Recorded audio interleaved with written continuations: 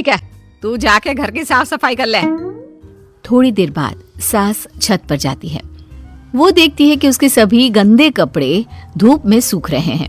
वो मेघा से कहती है, बहू ये क्या, तूने गंदे ही कपड़े धूप में सूखने के लिए डाल दिए? अरे कम से कम इसको धो तो देती। अरे मम्मी जी, वो मुझे ना आज साबुन नहीं मिला, तो मैंने ऐसे ही पानी में डालकर सीधा धूप में सुखा दिया।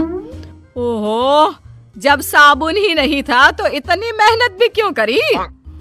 मम्मी जी, आपको मेरी मेहनत की चिंता कब से होने लगी? ऐसा कुछ नहीं है, चल जा साबुन लेकर आ और इन्हें धोकर सुखा। क्या मम्मी जी, आप भी अभी तो मेरी मेहनत की फिक्र कर रही थी और अब फिर से दोबारा मुझसे मेहनत करवाना चाहती है। अरे एक दिन की तो बात है, यही पहन लीजिए ना आप। बहू की बात पर हैरान आरती कुछ बोले बिना वहां से चली जाती है। थोड़ी देर बाद जब शाम होती है, आरती मेघा से कहती है, बहू आज खाना देगी या नहीं? भूखा ही रख रखा है सुबह से तूने। अरे लाती हूँ ना मम्मी जी।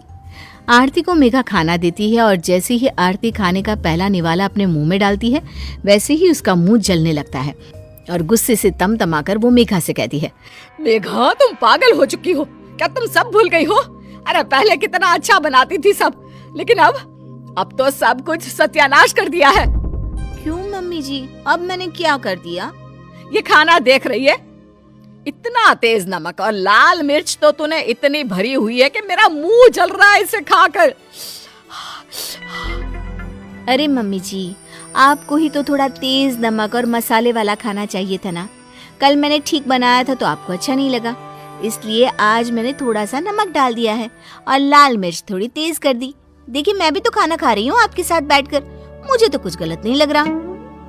ये सब देखकर आरती अब बहू की प्लेट से एक निवाला खाती है तो उसका खाना बिल्कुल ठीक होता है। अब वो अपनी बहू की चतुराई समझ जाती है। तो ये सब तो मुझे परेशान करने के लिए कर रही थी, हैं? क्योंकि मैं तुझे हमेशा तंग किया करती थी, इसीलिए बदला ले रही है ना? अरे नहीं नहीं मम्मी जी, मैं तो बस आपके मुंह से सच्चाई निकलवाना चाहती थी कि आपकी बहू अच्छी है। बस आपको ही उसके काम में नुक्स निकाल कर तंग करने की आदत है।